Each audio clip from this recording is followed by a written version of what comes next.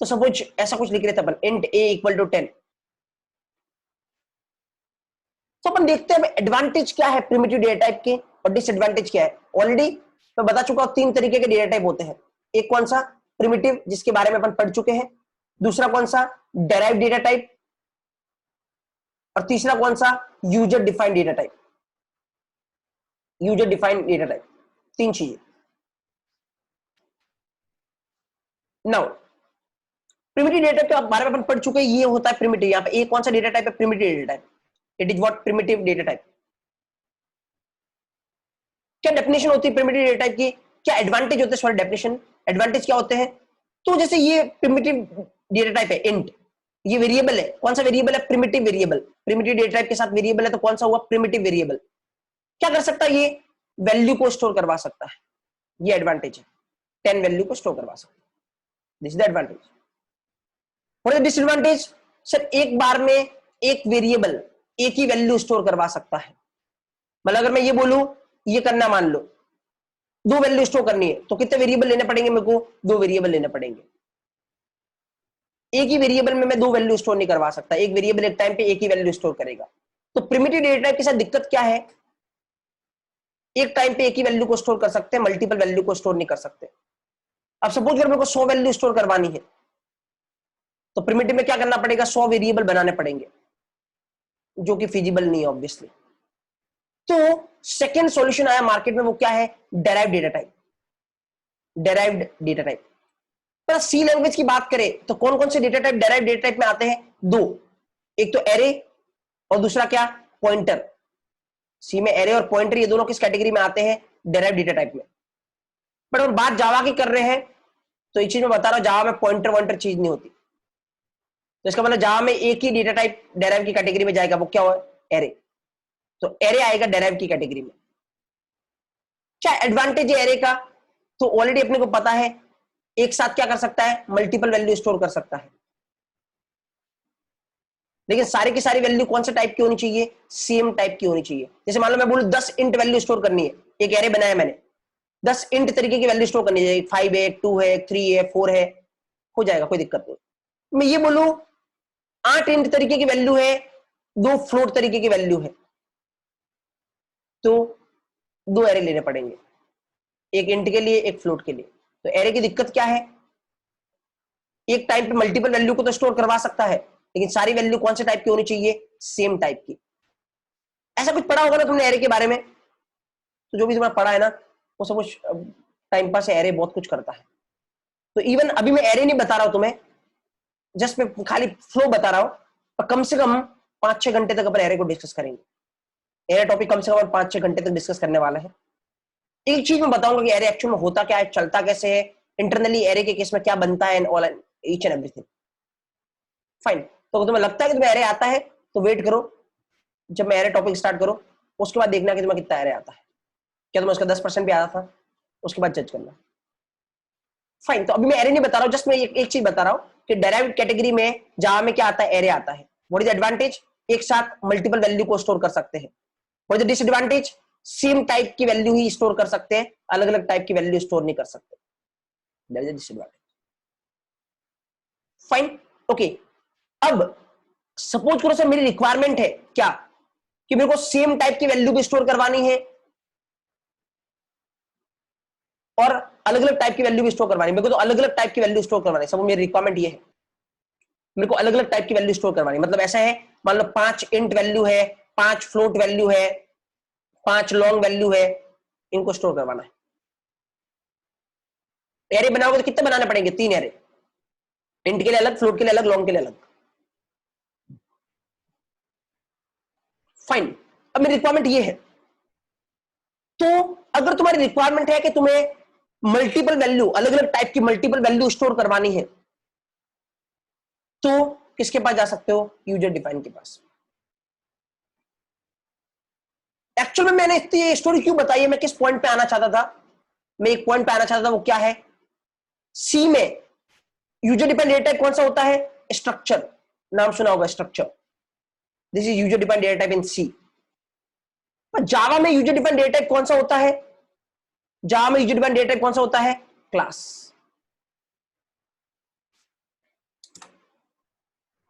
Fine. तो actual में मैं आना क्लास पे चाहता था, इसलिए मैंने इतनी स्टोरी बताई है तुम्हें, क्योंकि एरे में अभी नहीं बता रहा, एरे में बाद में बताऊंगा जैसे मैंने बोला है। तो आना मेरे को यहां पे था। तो एक्चुअल में अगर पूछा जाए व्हाट इज क्लास, पहला और सबसे इंपॉर्टेंट पॉइंट अपने को क्या बोलना है, class is a user defined data type.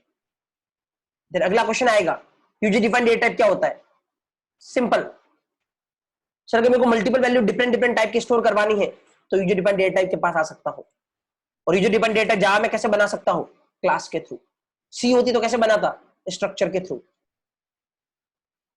क्यों आना है यूजर डिफाइंड डेटा के पास? क्योंकि सब प्रिमिटिव एक टाइम पे एक ही वैल्यू स्टोर कर सकता है। एरे मल्टीपल कर सकता है, लेकिन सब सेम टाइप की होनी चाहिए।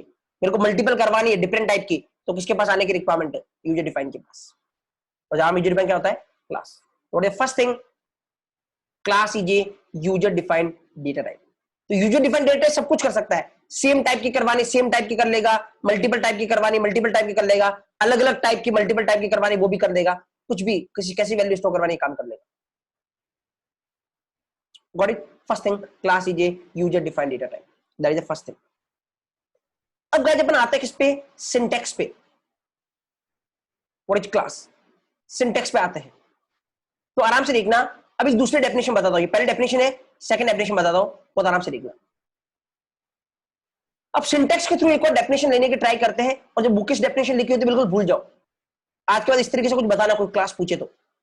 नाउ क्या सिंटैक्स होता है? क्लास बनाने के लिए पहले लिखना पड़ेगा क्लास, उसके बाद यहां पे CLS नेम लिख रहा, मतलब क्लास का नाम। और क्लास के अंदर क्या क्या चीजें हो सकती है? क्लास के अंदर मेथड हो सकता है, वेरिएबल हो सकता है, ब्लॉक हो सकता है। अब क्या होता है मेथड, क्या होता है वेरिएबल, क्या होता है ब्लॉक, ये बाद में डिस्कस करेंगे अपन। अभी के लिए जावा की क्लास का सिंटैक्स क्या है ये, तो इसको मैं थोड़ा एलोबरेट करता हूं। ये कीवर्ड है गाइस, कीवर्ड है, मतलब अगर तुम्हें जावा को इंडिकेशन देना है कि मेरे को क्लास बनानी है तो ये कीवर्ड लिखना पड़ेगा। उसके बाद तुम्हारी क्लास का नाम क्या है वो नाम लिखो, क्लास का जो भी नाम है। फाइन। तो ध्यान रखना, किसी का भी नाम क्या होता है पहले दिन का सेशन? आइडेंटिफायर। किसी का भी नाम क्या होता है? आइडेंटिफायर। तो आइडेंटिफायर के कितने रूल बताए थे मैंने? 6 रूल। तो नाम लिखते टाइम ध्यान रखना उनमें से कोई रूल का वायलेशन नहीं हो, अदरवाइज एरर आ जाएगी। नाम तुम कुछ भी लिख सकते हो क्लास का नाम, बट वो आइडेंटिफायर के 6 रूल ध्यान में रखना। Got it? इवन किसी का मिस हो गया first session, recording available I think, तो तुम्हें मिल जाएगी, यू कैन सी 6 रूल कौन से थे आइडेंटिफायर के। Fine, this is the thing. अब डेफिनेशन क्या देनी है यहां से इस सिंटैक्स से? तो ऐसे बोल सकते हो, class is a combination of method variable and block. Class is a combination of method variable and block, that's correct, 100% correct. Fine, थोड़ा टेक्निकल डेफिनेशन क्रिएट करता हूं मैं, वो देखना। पर जब बहुत सारी चीजों को जोड़ के कोई एक चीज बनाई जाती है, जैसे यहां पे 3 चीजों को जोड़ के एक चीज बनाई जा रही है, वो क्या है? क्लास है। तो इस मैकेनिज्म को बोलते हैं टेक्निकली इंडस्ट्री लेवल पे एनकैप्सुलेशन मैकेनिज्म। कौन सा मैकेनिज्म? एनकैप्सुलेशन, एक इंग्लिश वर्ड होता है एनकैप्सुलेशन। पर हर वर्ड को ऑब्जर्व करना सीखो। अगर मैं एनकैप्सुलेशन वर्ड को ऑब्जर्व करूं तो इसके अंदर से मैं एक वर्ड निकालता हूं, क्या? कैप्सूल। क्या मतलब होता है देखते हैं अपन। पर इस कैप्सूल क्या होता है? कैप्सूल, अगर हम मेडिकल स्टोर पे जाते हैं, मार्केट में जाते हैं, बहुत सारे कैप्सूल अवेलेबल है। तो मान लो ये कोई कैप्सूल है जो मान लो फीवर को ठीक करने का कैप्सूल है, तो बहुत सारा एक कलरफुल देखा होगा तुमने इस तरीके से कुछ, या दिस इज कैप्सूल। क्या मतलब होता है कैप्सूल का? तो मान लो मैं बोलूं कि ये फीवर का कैप्सूल है, क्या मतलब होता है इसका? इसका मतलब है वो सारे कंपोनेंट, वो सारे कंपोनेंट जो फीवर को ठीक कर सकते हैं एक यूनिट में क्या कर दिया? मिक्स कर दिया। उस यूनिट को क्या बोलते हैं? कैप्सूल। वो सारे कंपोनेंट जो काम आ रहे हैं एक यूनिट में मिक्स कर दिया, और इस यूनिट का क्या बोलते हैं? क्लास। तो टेक्निकली क्या बोल सकते हैं? Class is an encapsulation mechanism. Class is an encapsulation mechanism of combining method variable block into a single unit. एक यूनिट में मेथड वेरिएबल ब्लॉक को कंबाइन करना, दैट इज क्लास। और एक वर्ड ये मेंशन करना एनकैप्सुलेशन मैकेनिज्म, इससे impact कुछ अलग ही जाएगा। कभी भी चीजों को मिक्स करते हो उसको एनकैप्सुलेशन कैटेगरी में रखा जाता है। Got this thing? So this is the second definition. What is the first thing? Class is a user defined data type. What is the second thing? Class is an encapsulation mechanism of combining method variable block into a single unit. That is the second thing. What is the third thing? अब third thing पे जाने से पहले मैं कुछ बताता हूं ताकि बहुत अच्छे से तुम एनालाइज कर पाओगे इसको। पता आराम से देखना। अब एक चीज मैं तुम्हें बताता हूं, ऑब्जर्व द थिंग्स। तो यहां पे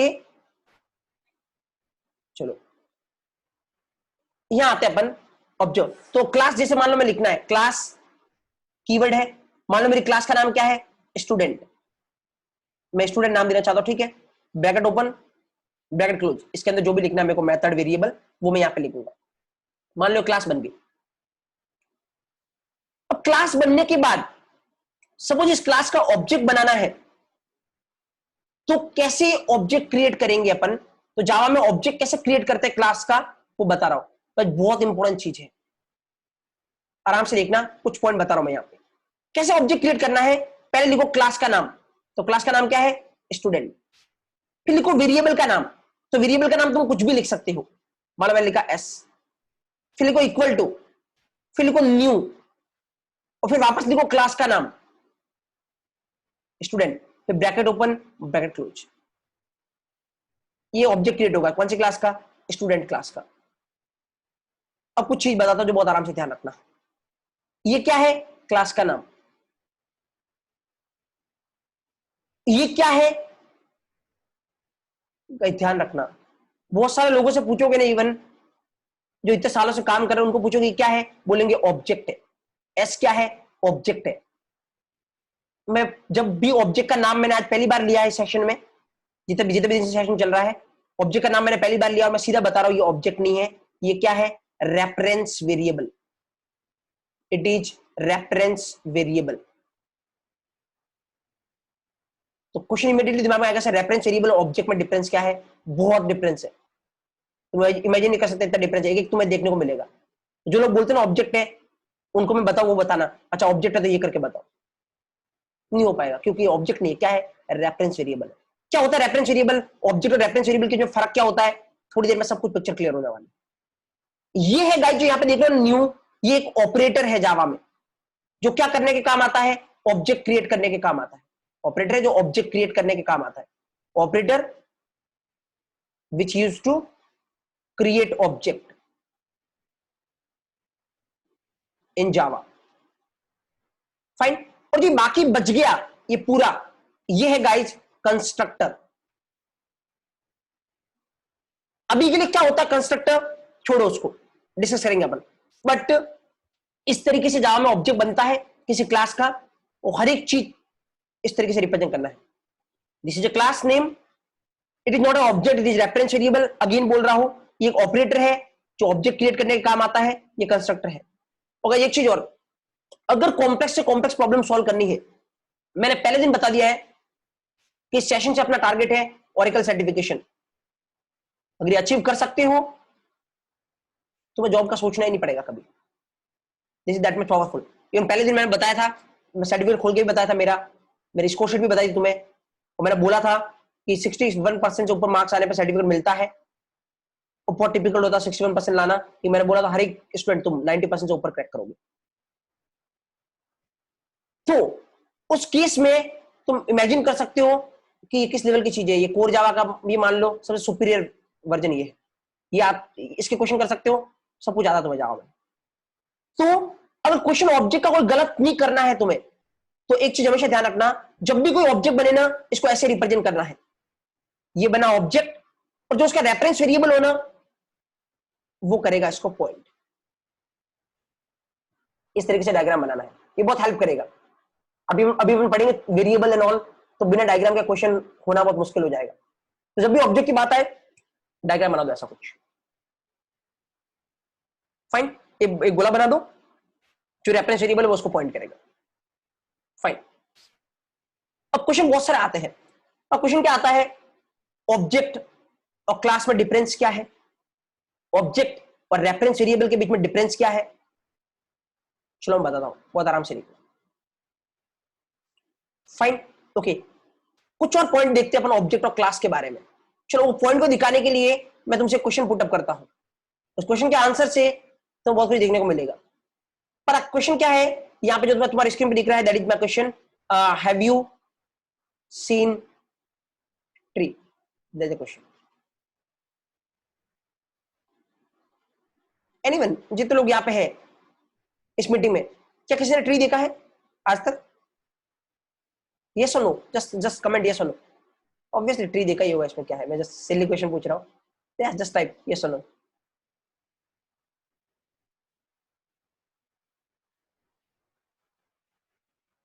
ओके, तो एज पर माई एक्सपेक्टेशन तुम्हारा आंसर क्या है? यस सर देखा है। कैसी बातें कर रहे हो, आज तक ट्री नहीं देखा क्या? देखा है। तो मेरा आंसर क्या है? नो, आज तक किसी ने ट्री देखा ही नहीं। पर जो तुमने देखा होगा ना, वो क्या देखा होगा? या तो नीम ट्री देखा होगा, बैम्बू ट्री देखा होगा, नीम ट्री, वट एवर, बहुत सारे ट्री। क्या ट्री नाम से कोई चीज देखी है कि इसका नाम ट्री है? ट्री नाम से कुछ नहीं होता। एक्चुअल में ट्री बोलने से ये फीलिंग आती है, अच्छा जिसके लीव्स होगी, रूट्स होंगे, रूट होगी, वो ट्री है। पर क्या ट्री नाम की कुछ चीज एग्जिस्ट करती है रियल वर्ल्ड में? नहीं, बिल्कुल नहीं। ट्री एक कैटेगरी है। ट्री बोलने से ऐसा लगता है कि हाँ ऐसे ऐसी चीज होगी, इमेजिन कर सकते हैं अपन, बट एक्चुअल में ये देखा है तुमने, ये देखा है। क्या तुम ट्री को टच करके देख सकते हो? नहीं, जब ट्री कुछ होता ही नहीं, टच करके कैसे देखेंगे अपन इसको? क्या तुम, मैं बोलूं तुम नीम ट्री को टच करके देख सकते हो? बिल्कुल देख सकते हो, नीम ट्री होता है। अब डिफरेंस देखना, ऐसी चीज जो रियल वर्ल्ड में है, जिसको अपन टच करके देख सकते हैं, वो सारी के सारे ऑब्जेक्ट है। तो जितने भी तुमने ये चीज देखी है ना, ये ट्री जिनको तुम टच करके देख सकते हो, बैम्बू ट्री, नीम ट्री, ये सब क्या है? ऑब्जेक्ट है। और जिनको अपन टच करके देख सकते हैं, इसका मतलब फिजिकली एग्जिस्ट करते हैं, तो उसको बोलते हैं, अच्छा इनकी एग्जिस्टेंस कैसी है? फिजिकल एग्जिस्टेंस, वो फिजिकली एग्जिस्ट करते हैं, they having physical existence. Fine. ऐसी चीज जिसको बोलने से बस फीलिंग आती है ऐसा ऐसा होगा, लेकिन वो चीज को अपन टच करके नहीं देख सकते क्योंकि रियली वो चीज एग्जिस्ट करती ही नहीं है, वो है क्लास। पता है ट्री क्या है? क्लास है, क्लास। और क्लास की कैसे एग्जिस्टेंस होती है? लॉजिकल। तो सोच सकते हैं ट्री से फीलिंग आती है बस, लेकिन टच करके नहीं देख सकते क्योंकि ट्री नाम की कोई चीज है ही नहीं। तो it is what? Logical existence, this is class. तो मतलब अब रियल वर्ल्ड की कोई भी चीज ऑब्जेक्ट है जिसको टच कर सकते हैं। ऑब्जेक्ट की कैसे एग्जिस्टेंस होती है? फिजिकल। जिस चीज को केवल फील कर सकते हैं, टच नहीं कर सकते, दैट इज क्लास। क्लास की कैसे एग्जिस्टेंस होती है? लॉजिकल। Fine, okay. और भी बहुत सारे एग्जांपल दे सकता हूं। किसी ने कार देखी है? नहीं। तुमने अलग अलग कंपनी की देखी होगी, हाँ ये कार, ये मॉडल XYZ मॉडल, ये PQR model, yes, but car नाम से कोई चीज होती है? नहीं। कार बोलने से बस एक फीलिंग आती है, 4 व्हील होंगे जिसके, दिस थिंग। तो ये जितनी भी चीज तुमने देखी जिसको टच कर सकते हो, सारे के सारे ऑब्जेक्ट है। और कार बोलने से बस खाली फीलिंग आती है, कार इज व्हाट? क्लास। बहुत कुछ एग्जाम्पल देख सकते हो। Fine, okay. तो यहां से दो चीजें और पता चलती है, रियल वर्ल्ड की सारी चीज ऑब्जेक्ट है, ऑब्जेक्ट की फिजिकल एग्जिस्टेंस होती है, क्लास की लॉजिकल एग्जिस्टेंस होती है।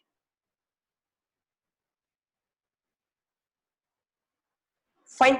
अब एक और चीज पे आता हूं मैं, never going to get any kind of problem related to class, object and reference variable. बस ये 15-20 मिनट का सेशन समझ लेना। एक एग्जांपल देता हूं, सारे क्वेश्चन के आंसर उस एग्जांपल से दे सकते हो। क्लास, ऑब्जेक्ट और रेफरेंस वेरिएबल का कोई सा भी थ्योरेटिकल क्वेश्चन तुमसे पूछा जाता है, तुम इस एग्जांपल से उसका आंसर दे पाओगे। तो एग्जांपल बताता हूं मैं तुम्हें। सपोज करो, मतलब मेरे को कोई, अपने को कोई सपोज करो एक टीवी परचेज करनी है, suppose we want to purchase one TV, एक टीवी परचेज करनी है सपोज। तो क्या करेंगे अपन? मान लो शोरूम गए, अपन गए शोरूम, मान लो सोनी के शोरूम पे गए। फाइन, पहले क्या दिखेगा? मेन्यू, मेन्यू कार्ड होगा एक तरीके से, मतलब कोई भी, जैसा मैंने बोला XYZ टीवी के क्या क्या फीचर्स है, ये बता, XYZ टीवी के फीचर क्या क्या है। तो वो XYZ का अपने को एक ऐसे मेन्यू दिखाएगा, अच्छा सर इसकी साउंड क्वालिटी ये है, इसकी पिक्चर क्वालिटी ये है, ये इसको सपोर्ट करता है, ये कनेक्टिविटी है, वो कनेक्टिविटी है, जो भी इंपॉर्टेंट। फाइन, तो सब मेन्यू में दिखाएगा अपने को। तो इस मेन्यू को देख के खाली फील ले सकते हैं कि टीवी कैसा होगा। Fine, this is what? Class. Menu को देख के अपन इमेजिन कर सकते हैं, अच्छा ऐसा ऐसा होगा, तो menu card is what, class. अब इस मेन्यू के बेस पे जो टीवी है, उस टीवी को अपन परचेज करके ले आए, ये XYZ मॉडल का टीवी परचेज करके ले आया, फाइन, दिस इज टीवी। क्या इसको टच कर सकता हूं? बिल्कुल कर सकता हूं। फील कर सकता हूं कि वॉल्यूम कैसे बढ़ रही है, कम कैसे हो रही है? बिल्कुल कर सकता हूं। तो ये क्या है? ऑब्जेक्ट। जिसको टच कर सकता हूं वो ऑब्जेक्ट है। Fine, TV is object, menu is class, TV is object. अब बात आती है रेफरेंस वेरिएबल क्या है। अब थोड़ा रेफरेंस वेरिएबल के बारे में देखते हैं। अपना ये ऑब्जेक्ट है, टीवी परचेज करके ले आए। अब क्वेश्चन मेरा क्या है, अगर टीवी पे कुछ भी ऑपरेशन परफॉर्म करना है तुम्हें, जैसे चैनल चेंज करना है तुम्हें टीवी का, या फिर वॉल्यूम इंक्रीज करनी है, वॉल्यूम डिक्रीज करनी है, कुछ भी ऑपरेशन करना है, किसके थ्रू करेंगे अपन? एक चीज आती है, रिमोट। रिमोट के थ्रू करेंगे अपन। यस, रिमोट हमेशा किसको पॉइंट करता है? टीवी को पॉइंट करता है। इस remote is what? Reference variable. तीन चीज दिमाग में रख लो, दुनिया का ऐसा कोई थ्योरेटिकल क्वेश्चन नहीं है क्लास, ऑब्जेक्ट और रेफरेंस वेरिएबल का जिसका तुम आंसर नहीं कर पाओगे। सोच के, वो भी रटने की बात नहीं कर रहा। Menu card equal to TV, sorry menu card equal to class, TV equal to object, remote equal to reference variable. अब सपोज कर मैं तुमसे पूछा, अच्छा रेफरेंस वेरिएबल क्या है, यहां से क्या डेफिनेशन दे सकते हो? रिमोट हमेशा टीवी को पॉइंट करेगा, इसका मतलब रेफरेंस वेरिएबल हमेशा ऑब्जेक्ट को पॉइंट करेगा। Yes, first thing, reference variable always point two object, first thing. TV पे कुछ ऑपरेशन करना है तो रिमोट के थ्रू कर सकते हैं, इसका मतलब ऑब्जेक्ट पे कुछ ऑपरेशन करना है तो रेफरेंस वेरिएबल के थ्रू कर सकते हैं। Yes, correct. ऑब्जेक्ट पे कुछ भी ऑपरेशन करना है रेफरेंस वेरिएबल के थ्रू कर सकते हैं। Fine, that's the case, that is the definition of reference variable. तुम्हें पता चल गया रेफरेंस वेरिएबल क्या होता है। जस्ट रिमोट का पता रखो, रेफरेंस वेरिएबल की डेफिनेशन पता है। अब इंग्लिश कैसे क्रिएट करनी है तुम पे डिपेंड करता है, लॉजिक पता होना चाहिए। हाँ, ये है दैट्स थिंग। लर्निंग को इस तरीके से करो, लॉजिक पता होना चाहिए, अभी चीज कभी भूलने नहीं वाला। रटो डेफिनेशन, और reference variable always point two object. दो चार दिन में पढ़ा तो पता नहीं किसको पॉइंट कर रहा है। मतलब सीन। अब अब ऑब्जेक्ट ऑब्जेक्ट ना यहाँ पे, फाइन, अब आराम से देखना यहाँ पे। कुछ क्वेश्चन और पूछता हूं, देखता हूं उसका आंसर तुम कर पाते नहीं कर पाते इससे। चलो, क्लास और ऑब्जेक्ट के बीच में, क्लास और ऑब्जेक्ट के बीच में कुछ क्वेश्चन और करता हूं। क्लास और ऑब्जेक्ट के बीच में कैसा रिलेशन होता है?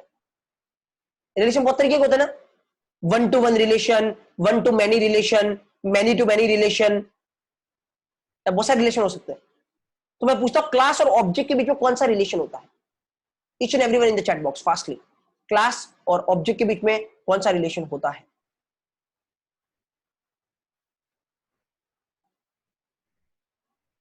वन टू वन, या वन टू मैनी, या मैनी टू वन?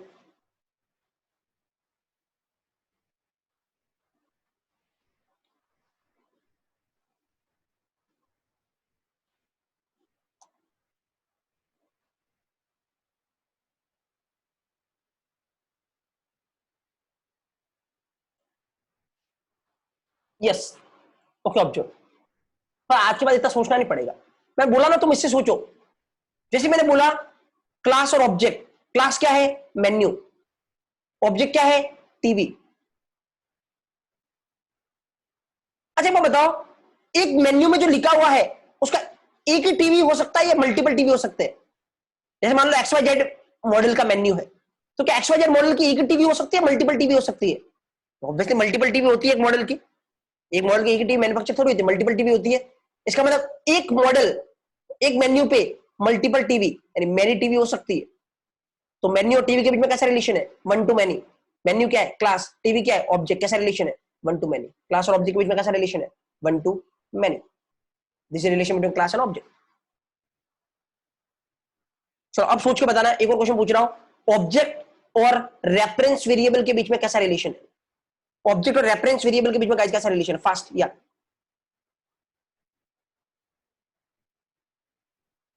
फास्टली। और इसमें किसी को डाउट है समझने में, लेट मी नो। अगर बताओ,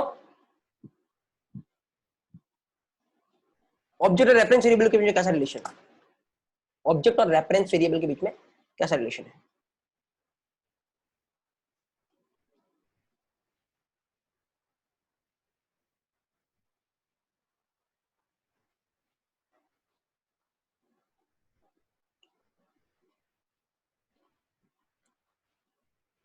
ओके चलो मैं आंसर करता हूं। जिन्होंने आंसर किया है 1 to 1, इसका मतलब क्या है, एक ऑब्जेक्ट का एक ही रेफरेंस वेरिएबल हो सकता है। ऑब्जेक्ट क्या है, टीवी, रेफरेंस वेरिएबल क्या है, रिमोट। इसका मतलब एक टीवी का एक ही रिमोट हो सकता है। तो इसका मतलब सपोज अगर रिमोट खराब हो गया तो क्या टीवी फेंक दोगे? रिमोट खराब हो गया तो टीवी फेंकनी पड़ेगी आपको, क्योंकि दूसरा रिमोट तो आ नहीं सकता, एक टीवी के बाद एक ही रिमोट होता है, उस टीवी के लिए दूसरा रिमोट तो आ नहीं सकता। ऐसा है क्या? नहीं, ऑब्वियसली क्या होगा, रिमोट खराब हो गया तो मार्केट से नया रिमोट परचेज करके लाएंगे। इसका मतलब एक टीवी के पास कितने रिमोट हो सकते हैं, बहुत सारे हो सकते हैं। एक टीवी के पास कितने रिमोट हो सकते हैं, बहुत सारे हो सकते हैं। फाइन, तो इसका मतलब रिलेशन क्या है, 1 to many। वो रिलेशन, तो ऑब्जेक्ट और रेफरेंस वेरिएबल के बीच में क्या रिलेशन होता है, 1 to many। इसका मतलब एक ऑब्जेक्ट के पास बहुत सारे रेफरेंस वेरिएबल हो सकते हैं। एक ऑब्जेक्ट के पास बहुत सारे रेफरेंस वेरिएबल हो सकते हैं, that's the case. What is the answer, 1 to many। दोनों ही, क्लास और ऑब्जेक्ट के बीच में क्या रिलेशन है, 1 to many। ऑब्जेक्ट और रेफरेंस वेरिएबल के बीच में क्या रिलेशन है, 1 to many। तो भले तुम्हें क्लास की डेफिनेशन देनी हो, ऑब्जेक्ट की डेफिनेशन देनी हो, कुछ रिलेशन देखना हो, क्या रिलेशन है, रेफरेंस वेरिएबल की डेफिनेशन देनी हो, कुछ भी करना हो, दिमाग में एक बात रख लो बस, मेन्यू टीवी है, सो मेन्यू क्लास है, टीवी ऑब्जेक्ट है, रिमोट रेफरेंस वेरिएबल है, सारा आंसर, सारे क्वेश्चन के आंसर तुम्हारे पास है। Got the show? So that's the thing. That's what class, object and reference variable. Fine. कुछ कुछ पॉइंट लिख लो, बाकी जहां स्क्रीनशॉट लेना स्क्रीनशॉट लेके बाद में लिख देना। तो हेडिंग डालो क्लास, हेडिंग डालो क्लास। मैं चाहता हूं कुछ कुछ पॉइंट लिख लो, जो हो सकता तो मैं नहीं दिखे तो मैं बोलता हूं कुछ लिख लो। तो फर्स्ट पॉइंट लिखो, class is a user defined data type. Class is a user defined data type, keep it important. Class is a user defined data type.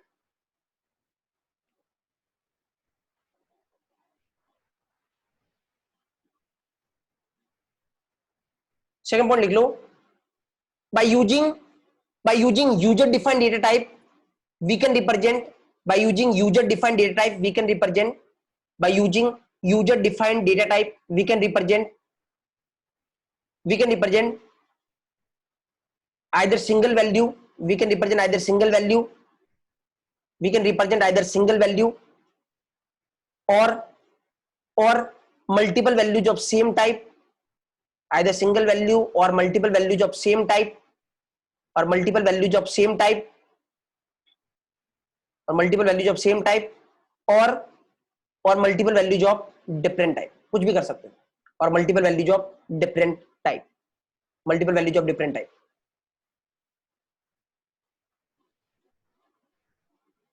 ठीक है, नेक्स्ट लिखो, एक और डेफिनेशन बताता हूं। Next definition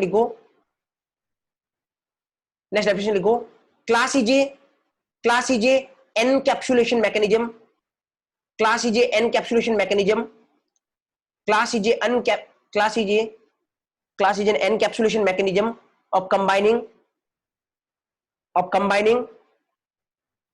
class is a encapsulation mechanism of combining methods comma variables comma blocks, combining methods comma variables comma blocks into a single unit, methods comma variables comma blocks into a single unit, into a single unit, into a single unit। Fine, तो लिख सकते हो syntax, तो I think screenshot ले सकते हो इसका, ये सिंटैक्स है, और लिख सकते हो, लिखना हो फटाफट जो भी।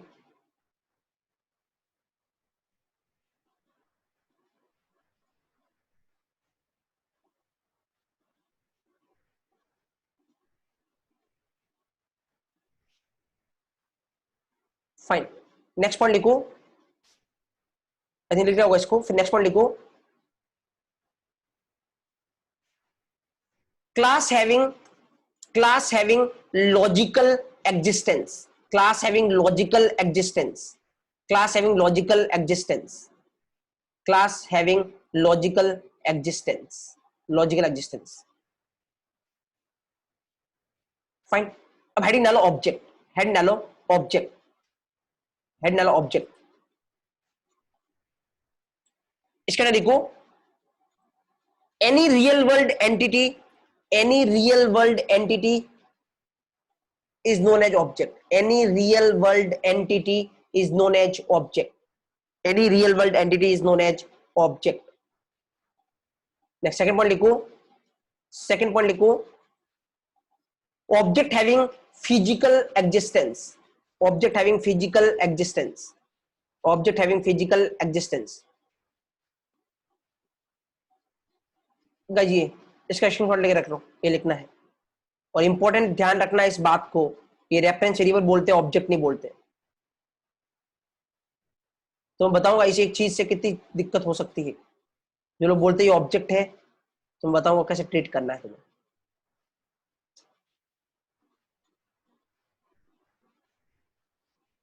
फाइन, आई बिलीव ले जाओगे स्क्रीनशॉट. नेक्स्ट देन नेक्स्ट ऐसा कुछ लिखना हो तो लिख सकते हो, ये वाला.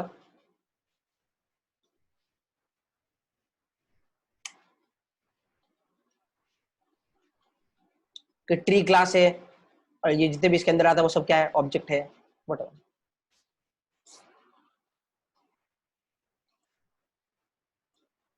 फाइन. उसके बाद हेडिंग डालो रेफरेंस वेरिएबल. हेडिंग डालो रेफरेंस वेरिएबल. हेडिंग डालो रेफरेंस वेरिएबल. रेफरेंस वेरिएबल इसका ना लिखो. First point, reference variable will always point two object. Reference variable will point two an object. Reference variable will point to an object. Will point to an object. Reference variable will point to an object. Next, second point लिखो. Second point लिखो.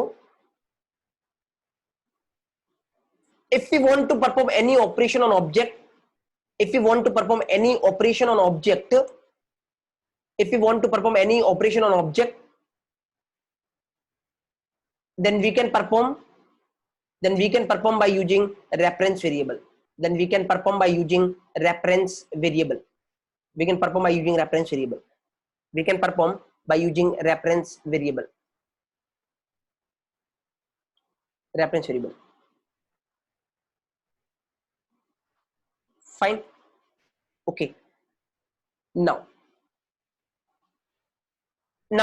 example करके लिख लो, better है, हमेशा समझ पाओगे. Menu arrow करके लिख देना, क्या है मेन्यू. मेन्यू है क्लास. टीवी एरो करके लिख देना, टीवी क्या है, ऑब्जेक्ट. और रिमोट एरो करके लिख देना, रिमोट क्या है, रेफरेंस वेरिएबल. हर एक क्वेश्चन का आंसर होगा तुम्हारे पास.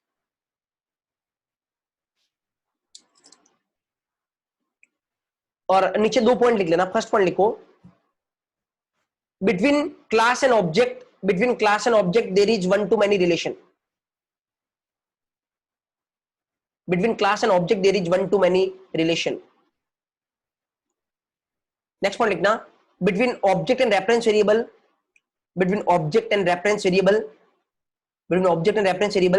there is one to many relation.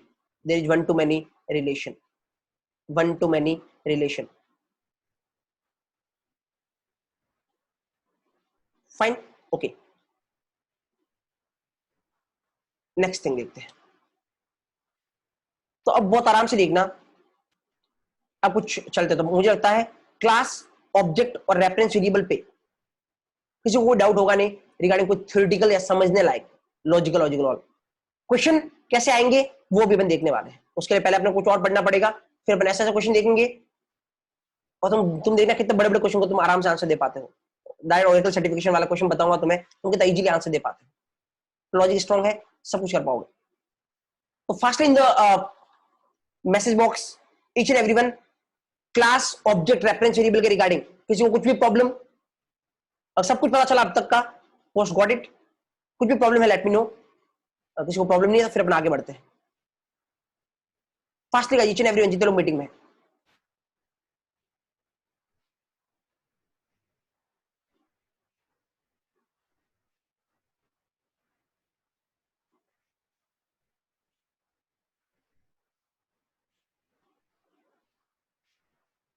Fine.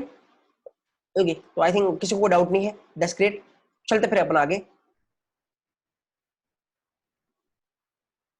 नहीं मांग, मल्टीपल हो सकते हैं ना. क्लास और ऑब्जेक्ट के बीच में कैसा रिलेशन होता है, one to many. One to many का मतलब क्या होता है, एक क्लास के मल्टीपल ऑब्जेक्ट हो सकते हैं, यही तो मतलब होता है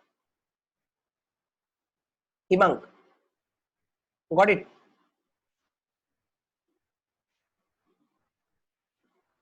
फाइन, ओके।